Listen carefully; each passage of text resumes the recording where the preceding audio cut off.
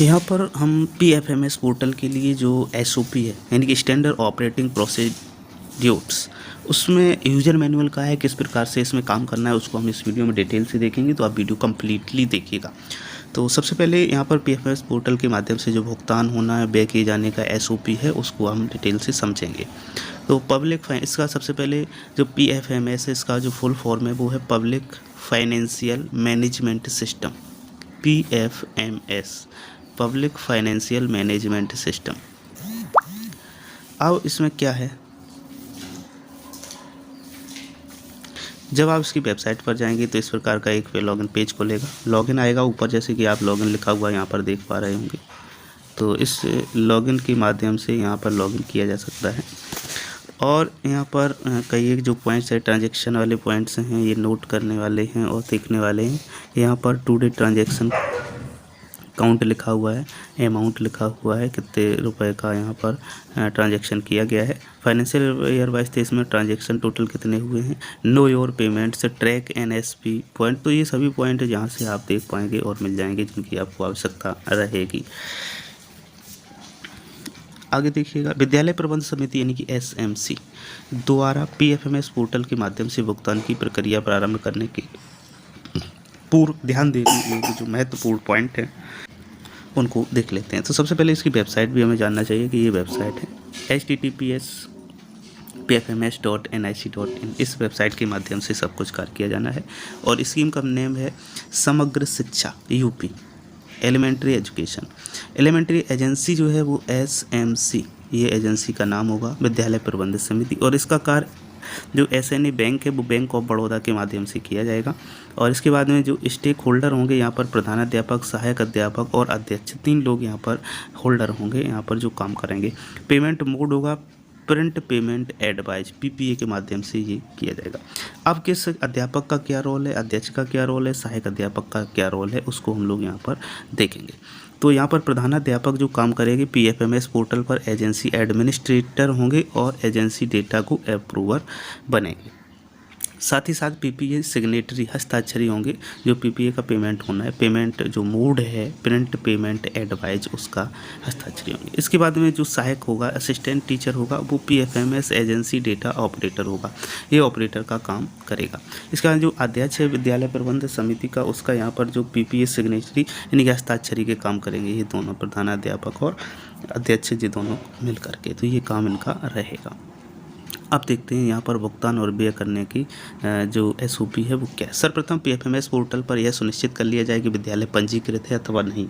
तो ये पंजीकरण सभी जो है जिला बेसिक शिक्षा अधिकारी यानी कि बीएससी और बीआरसी के माध्यम से, ये बीआरसी के माध्यम से पंजीकरण करवाए जाएंगे। यदि नहीं है तो प्रधानाध्यापक अपने संबंधित बीआरसी से संपर्क स्थापित कर पंजीकरण कराएं। यदि हाँ तो अपने जनपद ब्लॉक के मास्टर ट्रेनर से संपर्क स्थापित कर लॉगिन आईडी और पासवर्ड प्राप्त कर लें। जब आपके पास लॉगिन आईडी और पासवर्ड आ जाएगा तो आप आसानी से यहाँ पर लॉगिन हो जाएंगे। समग्र शिक्षा के अंतर्गत एसएमसी हेतु खोले गए की मैपिंग की स्थिति, जो खाता खोला गया उसकी मैपिंग की स्थिति। अब किसी विद्यालय, यहाँ पे ये पॉइंट है जो है वो महत्वपूर्ण है, किसी विद्यालय एसएमसी को पीएफएमएस पोर्टल पर कार्य करने के पर्व किए जाने के कार्य क्या है। तो किस प्रकार से यहाँ पर काम किया है। 3 यूजर की आईडी, यूजर आईडी पासवर्ड प्राप्त कर लें, 3 यूजर्स की। सबसे पहले एजेंसी एडमिन की, विद्यालय के जो प्रधानाध्यापक या इंचार्ज प्रधानाध्यापक हैं ये उनकी होगी। उसके बाद डेटा ऑपरेटर की जो सहायक अध्यापक की होगी, या शिक्षा मित्र जो भी विद्यालय में अतिरिक्त है, और डेटा अप्रूवर की जो प्रधानाध्यापक का काम करेंगे। इसके बाद में 3 यूजर्स की पीएफएमएस पोर्टल पर जो कार्य है वो एजेंसी एडमिन होगा, वो लिमिट कितनी प्राप्त है पर्याप्त वित्तीय वर्ष हेतु उसको देखेगा, पेमेंट एक्टिवेट करेगा और डेटा ऑपरेटर और डेटा अप्रूवर का पंजीकरण करेगा। ये 3 काम वहाँ पर करेगा। इसके बाद में विद्यालय स्तर पर एजेंसी डेटा ऑपरेटर यानी कि सहायक अध्यापक का पीएफएमएस पोर्टल पर कार्य होगा और वेंडर की मैपिंग और पंजीकरण करेगा। इसके बाद में एक्सपेंडिचर बनाना और इसको सबमिट करना, ये काम रहेंगे। तो अभी ये पॉइंट जो हैं जिसके जो कार्य हैं वो हम आपको बता रहे हैं, फिर इसका नेक्स्ट वीडियो जो आएगा वो आपको मैं लाइव करके ये सब कुछ दिखाऊंगा।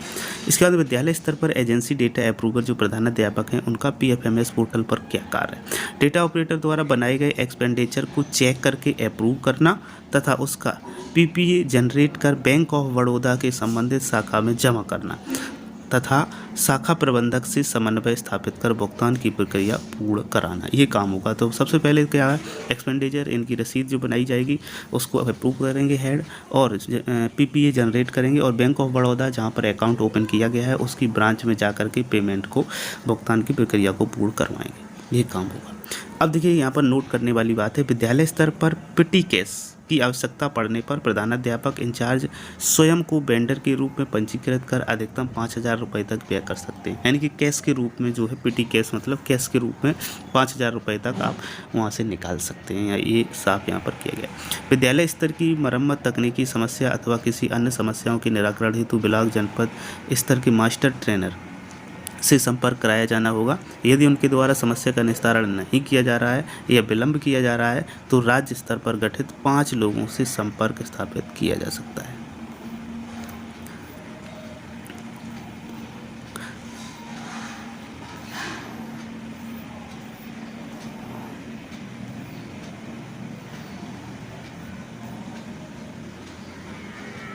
तो यहाँ पर ये तो थे शुरुआती जो पॉइंट जिन्हें हमें जानना होगा। उसके बाद में ये पूरी ब्रीफिंग क्या है, क्या किस प्रकार से आपको सब कुछ करना है, इसका ये डिटेल यहाँ पर मिल जाएगा। तो यहाँ पर इंट्रोडक्शन है, ब्रीफ नोट और प्रोसेस फ्लो है। तो यहाँ से हम लोग देखते हैं। तो सबसे पहले विद्यालय प्रबंधन समिति हेतु बैंक ऑफ बड़ौदा में खोले गए जीरो बैलेंस खाता को PFMS पोर्टल पर पंजीकृत है अथवा नहीं है ये सुनिश्चित किया है। पंजीकरण के उपरांत लॉगिन से 2 यूजर्स, डेटा ऑपरेटर और डेटा अप्रूवर बनाया जाना है। इसके बाद payment mode, print payment mode PPA activate करना है। सभी वेंडर की मैपिंग किया जाएगा और इसके बाद पेरेंट एजेंसी द्वारा चाइल्ड एजेंसी को लिमिट एलोकेट किया जाएगा। अब क्रिएशन ऑफ यूजर्स, तो यहाँ पर आप PFMS को मेकर, चेकर कॉन्सेप्ट के साथ डिजाइन किया गया है। इस उद्देश्य के लिए 2 अलग अलग यूजर को एजेंसी एडमिन और डेटा ऑपरेटर अथवा डेटा अप्रूवर के रूप में बनाया जाएगा। PFMS पोर्टल पर 3 यूजर्स बनाया जाएगा, agency admin, agency data operator और एजेंसी अप्रूवर। तो ये काम करेंगे। अब पूरा यहाँ से देखेंगे किस प्रकार से मैनुअल, मास्टर मैनुअल है ये, किस प्रकार से काम करेगा, यहाँ से पूरी जानकारी। सबसे पहले आप जब लॉगिन हो जाएंगे तो लॉगिन में यहाँ पर आपका पूरा डिटेल आएगा और डिटेल के साथ साथ यहाँ पर मास्टर्स में जाएंगे। मास्टर्स में यूजर्स को क्लिक करेंगे। यूजर्स में 2 ऑप्शन आएंगे, मैनेज और ऐड न्यू। यहाँ पर आप ऐड न्यू को क्लिक करेंगे। जैसे ही ऐड न्यू को क्लिक करेंगे तो इस प्रकार से यहाँ पर ओपन होगा। तो यहाँ पर आपको क्या ऐड करना है, यहाँ पर फर्स्ट एजेंसी डेटा एडमिनिस्ट्रेटर और agency data approver, agency data operator, यहाँ पर तीसरा वाला सिलेक्ट करेंगे, ऑपरेटर को यहाँ क्लिक करेंगे और इसको जैसे ही आप फर्स्ट वाले को, first name and last name is to be filled, first name और लास्ट नेम यहाँ पर भरना होगा। यहाँ पर जो ऑप्शन है ये सिलेक्ट करने के बाद फर्स्ट नेम लास्ट नेम इसको एंट्री करना है। Email ID is to be filled, phone number भरना है, इनके mobile number is not be filled, is to be filled इसको भरना है। Login ID is to be created by agency admin, click on submit. A message is displayed on screen for successfully registration का ये इस प्रकार से आ जाएगा। जैसे यहाँ पर पूरा एंट्री कर देंगे, उसके बाद में आप सबमिट करेंगे। उसके बाद में आपको यहाँ पर क्या करना होगा, अब यहाँ पर थोड़ा समझने वाला पॉइंट है। Account activation for E payment के लिए अकाउंट को एक्टिवेट कैसे करें। तो यहाँ पर आपको बैंक्स में जाना है, बैंक में जाना है। बैंक के बाद में इसमें कई एक ऑप्शन खुलेंगे, इसमें अकाउंट एक्टिवेशन लिख करके आएगा, उसे आपको क्लिक करना होगा। सबसे पहले एजेंसी डेटा अप्रूवर उसे क्लिक करेंगे। डेटा अप्रूवर के बाद में बैंक को क्लिक करेंगे। बैंक को क्लिक करने के बाद में यहाँ पर अकाउंट एक्टिवेशन पर जाएंगे और इसी का आप क्लिक कर देंगे।